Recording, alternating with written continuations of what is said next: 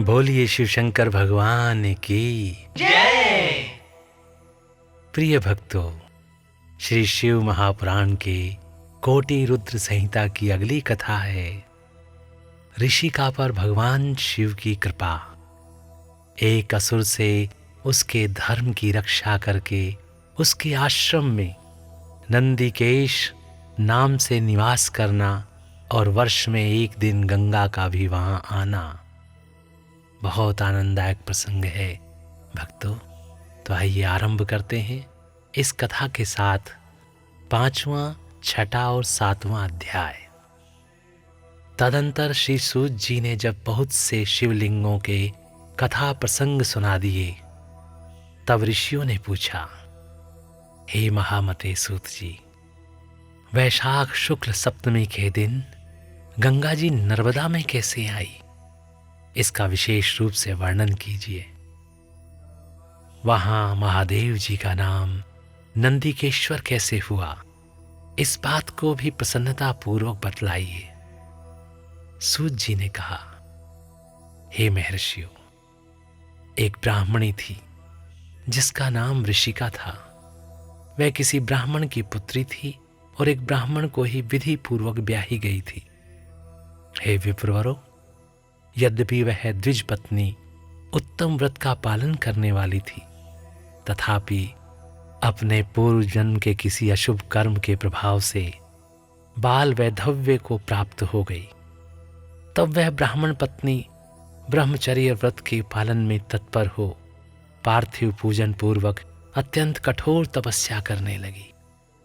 उस समय अवसर पाकर मूढ़ नाम से प्रसिद्ध एक दुष्ट और बलवान असुर, जो बड़ा मायावी था, काम बाण से पीड़ित होकर वहां गया। उस अत्यंत सुंदरी कामनी को तपस्या करते हुए देख वह असुर उन्हें नाना प्रकार के लोभ दिखाता हुआ उसके साथ संभोग की याचना करने लगा। हे मुनीश्वरों, परंतु उत्तम व्रत का पालन करने तथा शिव के ध्यान में तत्पर रहने वाली वह साध्वी नारी काम भाव से उस पर दृष्टि न डाल सकी। तपस्या में लगी हुई उस ब्राह्मणी ने उस असुर का सम्मान नहीं किया, क्योंकि वह अत्यंत तपोनिष्ठ और शिव ध्यान परायणा थी। उस कृशांगी युवती से तिरस्कृत हो उस दैत्यराज मूढ़ ने उसके ऊपर क्रोध प्रकट किया और फिर अपना विकट रूप उसे दिखाया।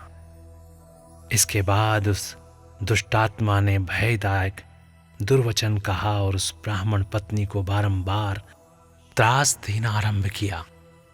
उस समय वह उसके भय से थर्रा उठी और अनेक बार स्नेहपूर्वक शिव शिव की पुकार करने लगी। उस तन्वंगी द्विज पत्नी ने भगवान शिव का पूर्णतया आश्रय ले रखा था। शिव का नाम जपने वाली वह नारी अत्यंत विह्वल हो अपने धर्म की रक्षा के लिए भगवान शंभु की ही शरण में गई। तब शरणागत की रक्षा, सदाचार की प्रतिष्ठा तथा उस ब्राह्मणी को आनंद प्रदान करने के लिए भगवान शिव वहां प्रकट हो गए। भक्तवत्सल परमेश्वर शंकर ने उस काम विहल दैत्यराज मूढ़ को तत्काल भस्म कर दिया और ब्राह्मणी की ओर कृपा दृष्टि से देखकर भक्त की रक्षा के लिए दत्त चित्त हो कहा, वर मांगो। महेश्वर का यह वचन सुनकर उस साध्वी ब्राह्मणी पत्नी ने उनके उस आनंदजनक मंगलमय रूप का दर्शन किया। फिर सबको सुख देने वाले परमेश्वर शंभु को प्रणाम करके शुद्ध अंतःकरण वाली उस साध्वी ने हाथ जोड़ मस्तक झुकाकर उनकी स्तुति की। ऋषिका बोली, हे देव, हे देव, हे महादेव, शरणागत वत्सल, आप दीन बंधु हैं, भक्तों की रक्षा करने वाले ईश्वर हैं। आपने मूढ़ नामक असुर से मेरी धर्म की रक्षा की है, क्योंकि आपके द्वारा यह दुष्ट असुर मारा गया। ऐसा करके आपने संपूर्ण जगत की रक्षा की है। अब आप मुझे अपने चरणों में परम उत्तम एवं अनन्य भक्ति प्रदान कीजिए। हे नाथ, यही मेरे लिए वर है, इससे अधिक और क्या हो सकता है। हे प्रभु, हे महेश्वर, मेरी दूसरी प्रार्थना भी सुनिए। आप लोगों के उपकार के लिए यहाँ सदा स्थित रहिए। महादेव जी ने कहा, ऋषिके, तुम सदाचारणी और विशेषतः मुझ में भक्ति रखने वाली हो। तुम में मुझसे जो जो वर मांगे हैं वे सब मैंने तुम्हें दे दिए।